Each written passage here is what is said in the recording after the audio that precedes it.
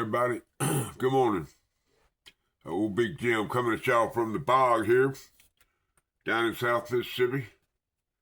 Kind of chilly this morning. As a matter of fact, it's about 3:30 in the morning. Today is Thankful Thursday, and I have so many things to be thankful for. One of the main things I'm thankful for is that I have the ability to get on here and to talk to y'all about, all things, mainly pocket knives. I mean, in the end of time, it's just a pocket knife. It's a tool. It's a cutting tool, but it's something that has bonded me through YouTube and life here lately that I'm very, very, very thankful for. Yesterday I got a message. Now, y'all know I'm in several of these groups are public, like the one on Instagram, and then I got 2 or 3 little chats that I'm in with people, chat groups. And one of them is called the Fellows of the Yellows. And we're just a group of guys, mostly content creators, but there's probably 3 or 4 of us or 5 of us that are very boisterous. I'm always chopping it up, cutting it up, ribbing, poking people, and, just messing around. But anyway, I got a DM, a direct message from one of the members of the Fellows of the Yellow, and his name is Don Hofbragi. Okay, and Don's a great fella. Now, he has some peculiar choices about his blade steel and what kind of mayonnaise he uses, but I don't hold that against him because he's a public servant. He works for the post office. A lot of people get sideways with the post office, but that's not his fault.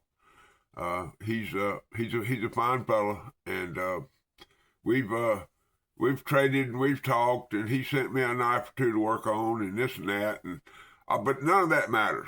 The reason that I'm thankful today is that I can reach out to y'all as a group of Christians that put your hands together. Now, my brother HT likes to call y'all prayer warriors, and I like that term, prayer warriors. But Don's wife, a great woman, beautiful woman, got to be put up with Don. Anyway, Miss Diane's having surgery this morning. I don't know the particulars, don't matter. But the way Don, transferred it to me, it was a life-changing surgery, something that was going to make a serious improvement in her life. So what I'm going to do now is I'm going to ask each and every one of y'all, all of my on-screen family members, if you don't mind, please keep Miss Diane. Now, I'm going to put this video out very early today. So I think the surgery is scheduled for around 11 o'clock today. And, of course, in the hospital, there's delays and all kinds of things that can happen that it keeps the surgeries from going off when they're supposed to. So hopefully, all of my on-screen family members will have a chance to see this and give Miss Diane a prayer. Keep her in your thoughts today. Keep Don in your thoughts, their family. He has a son that's a special needs son that he's been struggling with that also. So how about this?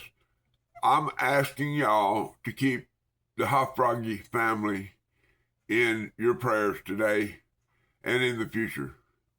So if y'all get y'all have that urge, or y'all remember, or y'all can try to remember to keep them in your prayers today, I certainly would appreciate it, and that will make me very thankful. Okay? Now, I've got a knife. It's a trapper, something I picked up down at Deep South. Wasn't very expensive, but it was, I don't know, it's probably China-made or Pakistani made, or there's really no telling where it was made. But I'm going to switch over to a tabletop view. I've already done a little work to it, but I'm going to show y'all what I started with, and then I'm going to show y'all where I'm at with it, and then I'm going to finish the knife, and I'll come back at the end. We'll come back in here to the studio, and I will give you a wrap-up of that knife and show you how it ended up. So, y'all hang in there. Like I say, it's 4 o'clock in the morning.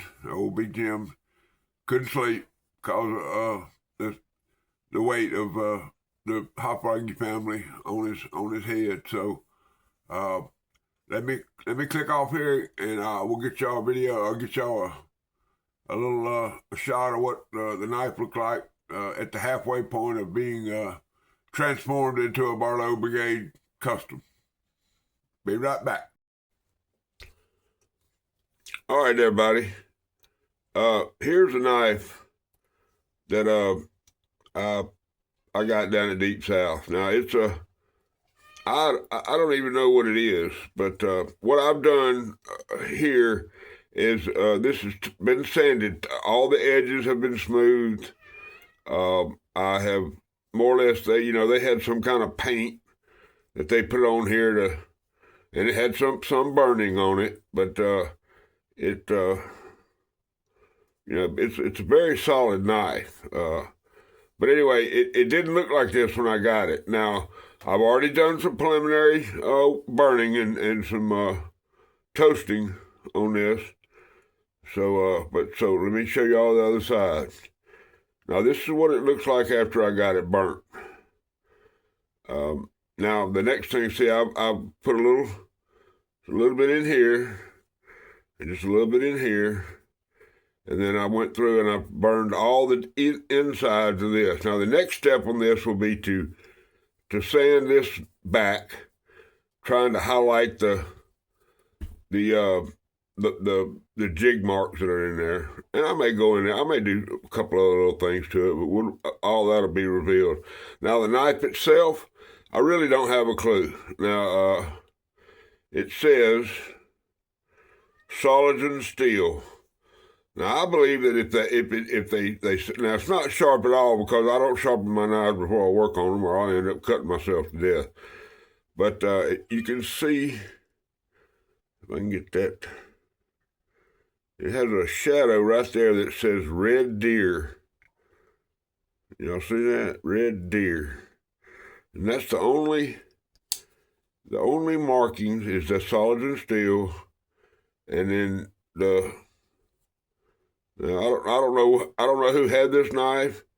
I don't know what was done to it. There might be a number. There may have been a number right there. I don't know. But I don't know who had this knife. I mean, I think Brother Seth bought this off of a Whatnot auction. But no half stops. But it's got killer snap. That old peanut butter spreader type spade blade on it. Good solid lockup. Just a handy dandy little old trapper, man. One of them, I tell people all the time, man, why you gonna put Papa's 1975, yellow Delrin trapper in your pocket and tote it every day and dig it in a paint can and break the tip off of it or try to turn a screw with it. Man, take one of these. I think I got $15 in this plus my time. Like I say, it's got some. It ain't ever gonna be worth $200. But I can promise you one thing: if you ever need a knife and you ever need to cut something, it'll be better than ruining something else you got. So let me pause this camera for a minute. I'll be right back. All right, I'm back. I figured while I had y'all here, I would go ahead and give y'all a little primer on how I do this. Okay, it's gonna be hard to see. I can't see what I'm doing. But see, I take this point of the tip and put it right in the crack of those, see how I got that burning, got it smoking? I got it pretty hot now. Ain't no doubt about that. But I'm just going to do a couple of these here for y'all real quick.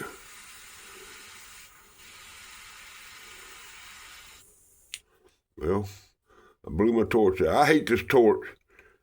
My good one finally gave up the ghost.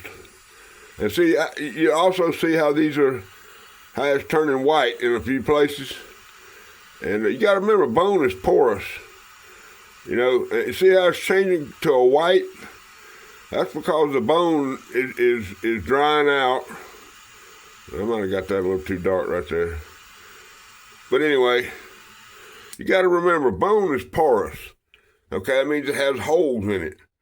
And it's going to absorb that heat, and the heat is going to stay in that bone. So when you move the flame away from it, it's still going to continue to get hot until the heat moves out of the pores.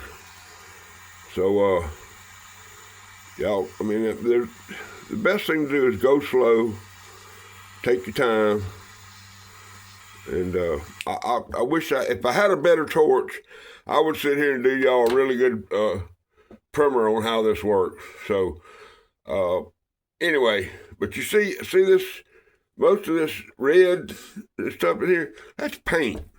They just painted that on there, and then they put I've sanded all the acrylic off of the knife to where I can get to the raw bone. That's why I sand them before I do. Now, I've seen some major YouTubers take and put oil on here and that kind of stuff, but I just don't. I've never done that. I don't know how to do that. But anyway, there's just a little quickie. I got 2 of those burned. I'll burn the rest of this, and then I'll come back and we'll do a tabletop, and I'll show y'all the final product of how it turned out. And tell you what I'm going to do. I'm going to bring this to Ellaville, and I'll make a gift of this knife to somebody at Ellaville. I don't know who it'll be. But that's what I'm going to do with this. Somebody I know, I mean, just out of the blue, is going to get this knife. Good, bad, or indifferent. They can take it home and give it to the kid, or they can put it in their pocket, or they can do whatever they want to with it. That's fine. But I'm going to finish this knife. I'm going to show it to y'all, and it will go in my box. I got a big box of trades and gifts that I'm taking to Ellaville, and this one was going to go in there and be given to somebody that I consider to be special. All right, I'm getting out of here, and we'll finish the knife up, and then I'll get back on the table. All right, everybody. It's about 5 o'clock in the morning now. I've been out there, been working for about an hour or so on this knife. I finished toasting both sides, burning, toasting, roasting, whatever you want to call it. Took it out, polished it up. Haven't sharpened it yet. I don't know that I will, but let's go ahead and have a look at it. All right. I mean, it's got some cracks, and it's got some lines, and it's got. I mean, it's not I don't think any of those cracks are bad. I didn't stabilize it in, but I don't think they're going to go anywhere. And the back spacer is not polished to where, I mean, the springs are not polished the way I'd like for them to be. But I mean, it's a $15-$20 knife I got down at Deep South. I mean, it's not. I probably need to clean them pivots out a little bit, but it works good. I mean, it's an adequate knife. I haven't polished it. I mean, I haven't. The Red Deer logo, after I polished that blade, it came out just a little better. Just a sexy little clip point blade there. Like I say, it's not sharp at all. It won't cut me, so I know. I mean, it's not. But I wasn't. Like I say, I didn't want to tighten it. But the blade's polished out very well. I put these on the bumper, put them on the red wheel, and I put them on the green wheel, and they polished up real good. And like I say, it's just a trapper. You know, the trapper, one of the most, or the trapper jack, as it's called by some of us, is a. It's the reason that this pattern is so popular is because there's so much space on here. There's so many things you can do there. Advertisement, Bible verses. I mean, it's just a very good pattern. It's good for everybody, and not only that, it's a pattern that lots and lots of people like. So, but anyway, I think it turned out pretty good, and like I say, I'm gonna gift this. I'll pick somebody out. Maybe somebody in the comments leave me a comment that I think is worthy. I might just slide this in your pocket when you get to Ellaville, or if you come to Ellaville. But I got those. I got all the grooves in there. Got them all good and dark. That kind of a striped looking thing going there. I mean, it's not. It ain't the prettiest knife you ever seen, but I put it up there with just about any of the trapper, the way some of the trappers look coming from some of these factories. I like it. I like it a lot. So there you go, guys. And let me make sure that all y'all remember, it's happening, guys. We're 10 days away. Of course, we got all the cast of characters there. This is a custom slip that I got from Brother Mike Yarlett Jr. over at Music City Leatherworks, and riding in that bad boy. Well, that's a pretty green sheath right there. Riding in that bad boy, we got a buck 422, so 1987. It's the one of them ones that's got that real tough stainless steel in, man. That 440. People used to complain, a lot of people did, about how them buck knives were hard to sharpen. Well, that's one of them right there, because it took me a minute to get that one sharp. And then over here, we have a alligator and the leather slip that was given to me by G. Gordon Holman up there at Kodiak Edge Bladesmithing and Backwoods Leatherwork. I got the old I cooked supper with this one last night. I hope it ain't got no tater or hamburger juice on it, but it might have a little bit right there. Y'all see that? Might be a little something right there, but that's just they ain't a better. I call it a Big Daddy large. I call it a Granddaddy Barlow. Some people don't, but here's the reason you get these, man. I want y'all to listen now. As Brother HT says, the acoustics. All right, there it is. The Queen Snap. There's really nothing like it. Oop, I knocked little Jesus down with the Barlow. There he is. All right, we got little Jesus there. Got the challenge coin I've been passing out. Of course, there's Brother Dwayne's olive wood cross. All right, guys. Y'all know how I like to do this. Remember, always keep a Band-Aid handy. Okay? Always keep a Band-Aid handy. I worry about that sometimes with y'all guys. Remember that Jesus Christ is Lord of my life. Y'all keep Brother Don, his wife Diane, and their son in your prayers. The entire Hot Froggy family. Make sure you get down on your knee and give a shout out to the Lord and Jesus Christ, and let them know to give everybody that's involved in their treatments the wisdom and the knowledge and the understanding they need to have a successful outcome. All right, everybody. Rule number 9.